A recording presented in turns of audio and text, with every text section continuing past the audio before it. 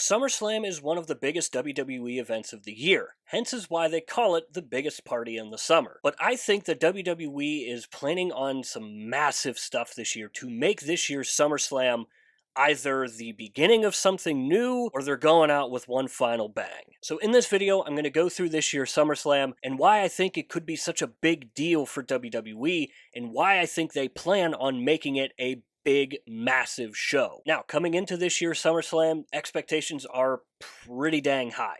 We obviously have seen what WWE is capable of doing with PLEs this year so far. The only real one that really hasn't hit would be Money in the Bank, which is the last PLE that WWE has done. So I would say that that's a big factor into why I think they want to make SummerSlam the biggest SummerSlam of all time. Not to mention that last year's SummerSlam left a lot to be desired regarding some match decisions and just overall, and just the PLE in general just really didn't hit with a lot of people, and it failed to exceed the expectations that some of us had. Now, I will say that last year's SummerSlam had some major expectations, so it failing to meet those expectations wasn't as shocking as you may think, and in no way, shape, or form am I blaming WWE for that. I think it's wrestling fans in general giving a PLE such high expectations. But a lot has changed from last year's SummerSlam to this year's, so who's to say that WWE maybe learned a little bit of a lesson from last year's SummerSlam, or maybe even learning a lesson from the last PLE, Money in the Bank, which again was kind of similar to last year's SummerSlam in a way that we had really high expectations and they didn't meet them necessarily. So reason number one is to why I think WWE is going to try to make this the biggest SummerSlam of all time is because it could quite possibly be the last SummerSlam that's one night only. The 2026 SummerSlam PLE is set for Minneapolis, and it has already been confirmed that it's going to be moved into a two-night PLE, similar to what we see with WrestleMania. Next year's SummerSlam in Indianapolis, to my knowledge, has not been confirmed on whether it's going to be a two-night PLE or they're going to stick with the one-night PLE. I think it's going to be interesting to see if next year's SummerSlam gets the two-night treatment or they still have it on just the one night. It does sound like that WWE has massive plans for SummerSlam and to make it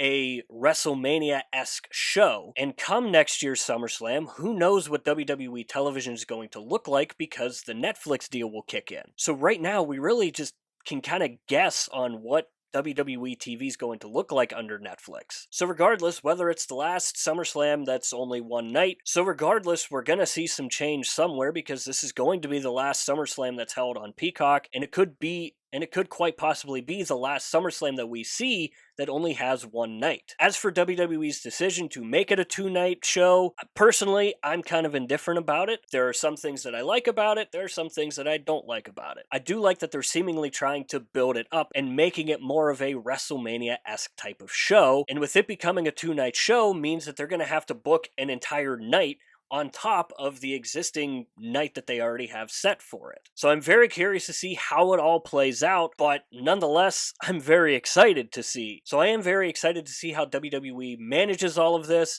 and hopefully it turns out to be bigger than what we think it could be. Looking back at last year's SummerSlam, it had a lot of decent rivalries. You had Brock Lesnar and Cody Rhodes feuding at the time, you had Seth Rollins and Finn Balor feuding, you had Gunther versus Sheamus, you had a lot of good feuds going on, but I think the feuds that have set up this year's SummerSlam are way, way better, starting off with the obvious one, Drew McIntyre, CM Punk, and Seth Rollins. I think that this is the best feud that WWE has done outside of the Bloodline storyline and Cody versus Roman. I think it's the best storyline going on right now in WWE. I think it's the best feud going on in WWE right now, and I would argue it's up there in terms of pro wrestling feuds in general right now. It has had everything you could ask for in a feud. It has been a true feud that was built on pure hatred for one another. And you add in Seth Rollins into all of this, which that feud was born from the minute CM Punk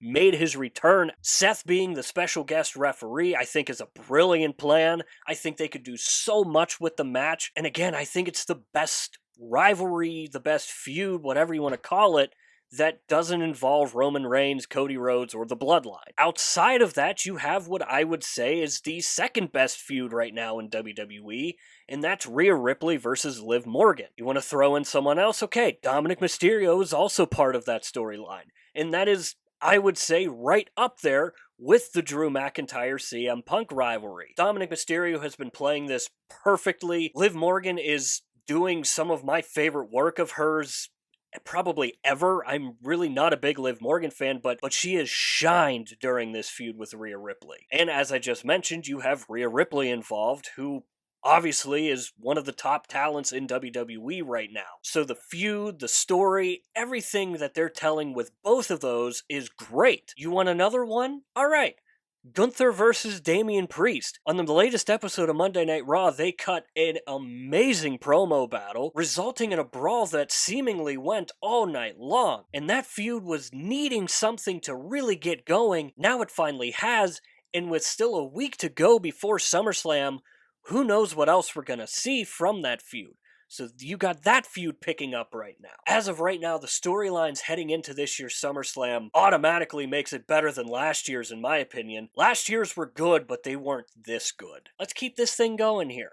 I think we could see some major, massive returns to WWE at this year's SummerSlam. Charlotte Flair, providing her knee injury is fully healed and she's ready to go, I think we could see her make a return.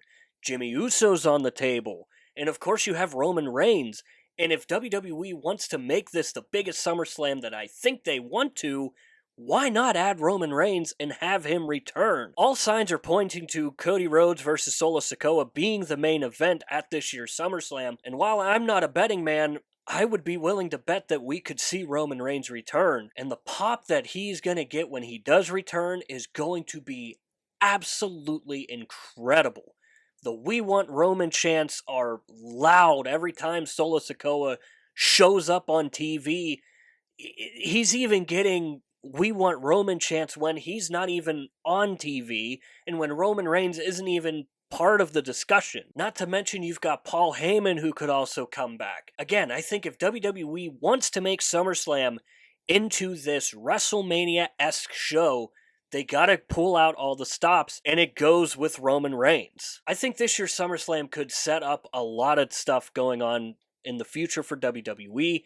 I also think that it could be the end of an era, if you will, because this could be the last SummerSlam that we see that just has the one night.